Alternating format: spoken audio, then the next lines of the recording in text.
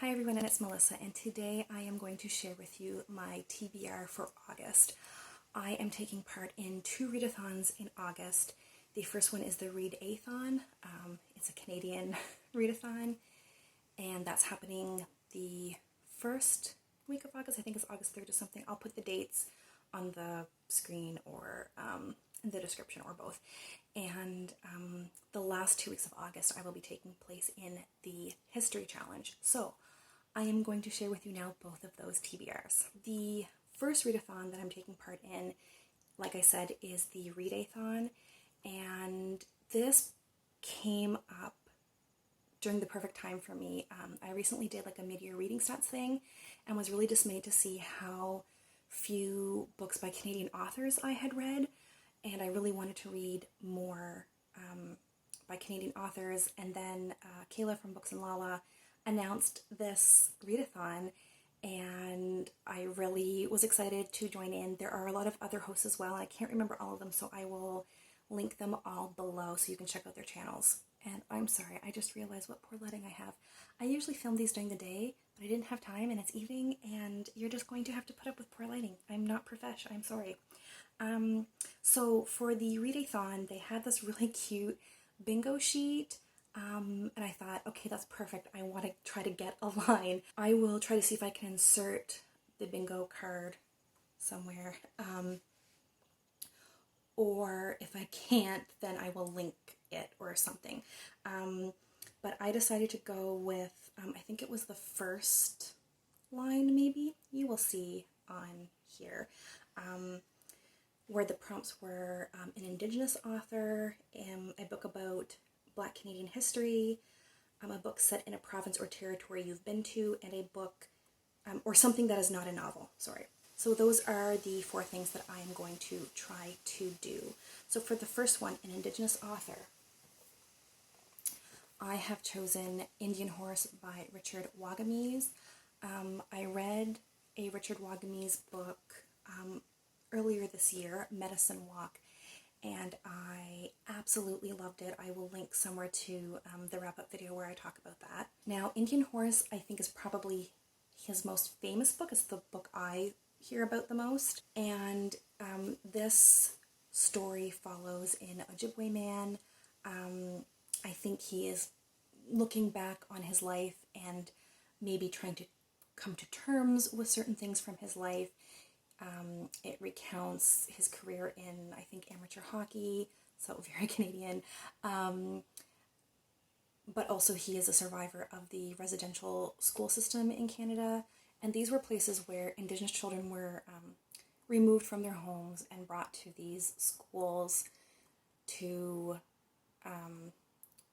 basically assimilate them to white culture.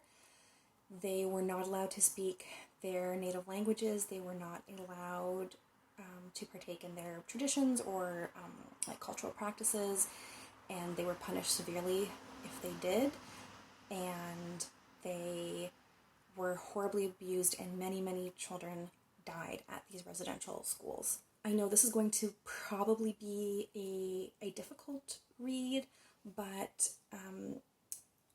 I am trying to consume more information, whether nonfiction or fiction, about Canada's history in relation to our Indigenous peoples and the racism they've suffered in the past and continue to suffer. So if this is even half as good as Medicine Walk, then it will be great. So the next prompt was a book about Black Canadian history, and I picked up this book, Policing Black Lives by Robyn Maynard, and this just really spoke to me because I am trying to educate myself more about racism and police brutality, and I think it would be great for me to learn more about this topic as it relates to my own country. This is a nonfiction, and I love nonfiction, but I tend to stick to a few kind of like genres of nonfiction, and I don't branch out of that very often. So I'm very eager to read outside of my norm and learn something important. So the third prompt is, oh, the lighting's getting worse because the sun's going down. I apologize. Oh man, this is gonna be rough to edit. I look very ghoulish. The third prompt is a book set in a province or territory you've been to, and I chose The Birth House by Amy McKay. So this is kind of interesting because I picked this up secondhand a while back. I only picked it up because it was at this like secondhand shop where like if you get like 12 books, like you get a discount or something, and I think I had chosen like 10 or 11 books, and I'm like, well, I might as well get one or two more to round it out and get the discount. So I grabbed two books that like I wasn't maybe that interested in reading, but they were like the best options of what was there, like in terms of my taste.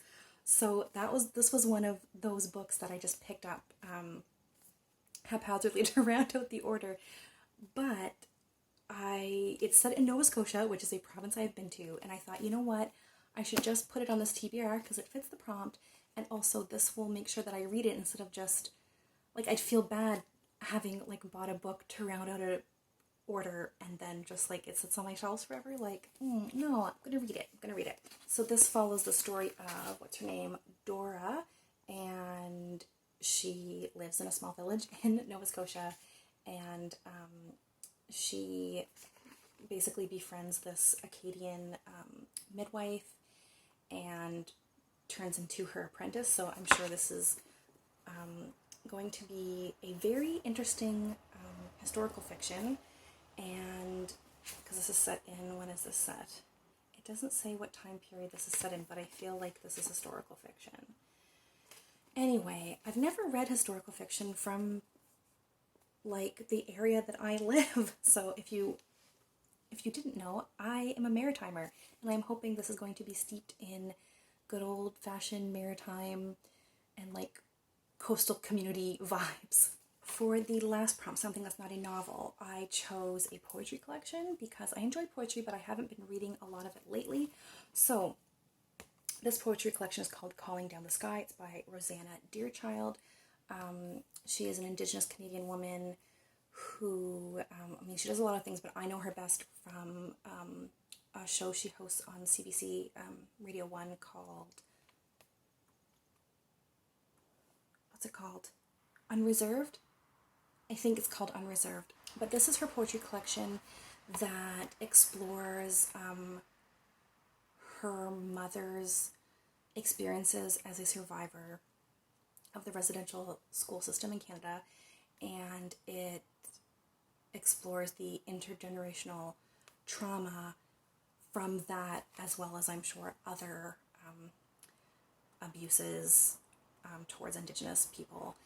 And like I said, that's a topic that I have been learning more and more about the last couple of years, and I still feel like I don't know enough, so I would really like to read this. And I had pulled this as a potential for the reading rush in July, and I never got to it, so I would like to get to it for this readathon.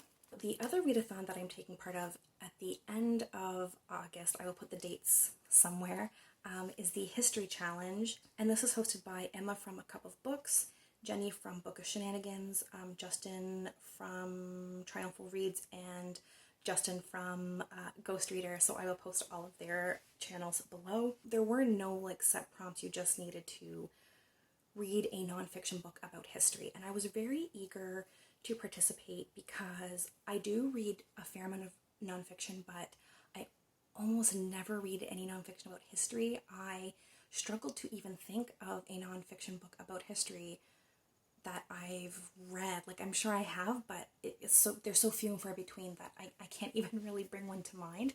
So I was really interested to participate in this readathon. So they didn't have, like I said, like strict prompts to follow. You just have to read one book to participate, but they did have like a list of like suggestions to kind of like, I think, get the juices flowing maybe. So Just an example of some of them: contemporary history, local history, reading from your favorite time period, ancient history, and like so on and so forth. And I looked through that list, and one that stuck out to me was microhistory, so like the history of like one very specific thing.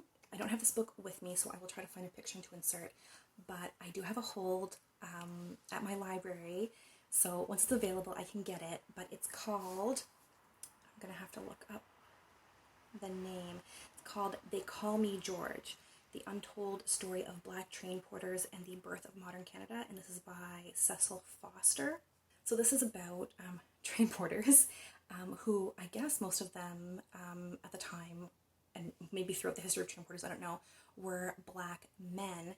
And I know nothing about the history of like railroads in Canada. Like we had to learn in school minimally about that, and I remember there being some like heritage minutes about like the railway in Canada, but I really know nothing about its history, so I thought that was interesting. And also this very specific part of the history in terms of these Black train porters just sounded like something fun to read about, because I know zilch about it, so I know I'm going to learn something.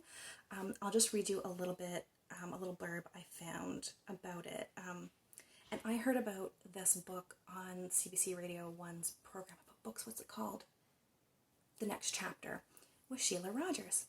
And yes, I am CBC Radio nerd. So I heard about this on that show months ago, and then it kind of, I kind of remembered it for this challenge. So that's what I'm choosing to read.